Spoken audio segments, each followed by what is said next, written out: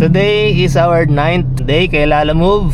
And meron na akong first booking from BGC. As you can see, yan, BGC going to Ayala. So mga ano siya, boxes of pandesal. Time check natin is 9:35. Sabi ni sir kanina, try ko daw 9:30. Kaya lang sobrang tagal sa pickup location. Tagal nila lumabas and mag-load. Do my best na lang daw. And ingat. So yun guys, deliver na natin tong first booking. Naka-priority naman to. Let's go! So guys, may nakuha na akong second booking going to Muntinlupa. Galing dito sa Makati. So flowers lang siya pero naka-priority. Tapos foreigner yung nagpapa-deliver tsaka yung sa drop-off. So dugo, madugo. So mag-i-skyway ako para mabilis. Babayaran naman daw ni drop-off. So yun, let's go! So guys, nakakuha na ako ng third tsaka fourth booking. So magkasabay sila. Yung isa from Muntinlupa, yung isa naman from Las Piñas. Ngayon, ayaw nila parehas mag expressway. Aray ko. So service road. Buti na lang double booking. No choice. Ganoon talaga. Good thing parehas silang papasig. Yun na lang maganda. So let's go. Mga 20 kilometers away yung pinakamalapit na drop-off, yung galing Las Piñas. Unahin na natin siya. Let's go.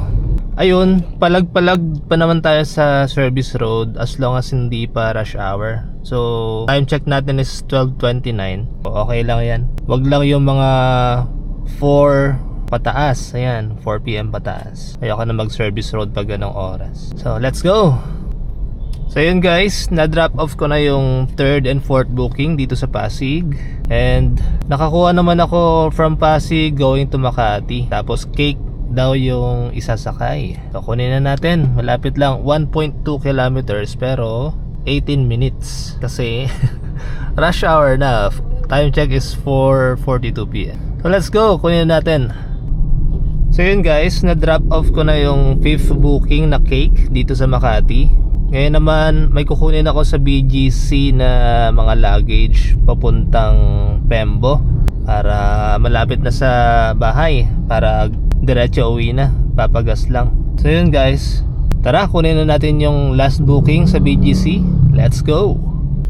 So yun guys, na drop off ko na lahat ng bookings. Bali total of 6 bookings. So tatlo doon is naka-priority. So hindi ko sinabayan kapag hindi ko sinasabayan kapag naka-priority. So tatlong priority, tas yung dalawa magkasabay, regular lang silang dalawa. Tas yung isa, not sure kung priority o regular. Nakalimutan ko na. Pero yun. So ang kinita natin for today is 2,510.40. Bawas na dyan yung commission ni Lalamove. Plus, meron tayong 15 pesos na tip. So, 2,525.4. Tapos, i-less natin yung gas na 737.87.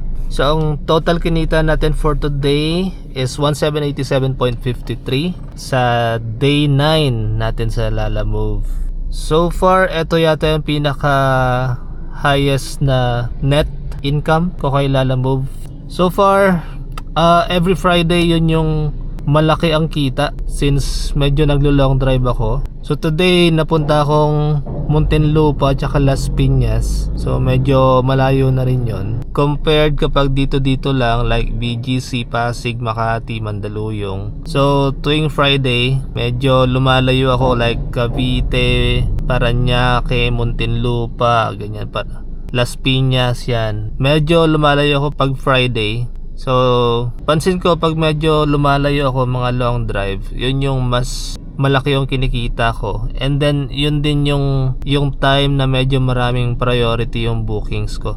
So, 6 bookings lang for today pero parang 3 or 4 out of 6 is naka-priority. So, kaya ganyan siya kalaki. So far, so good. So, yun guys. Paring Sam is signing off.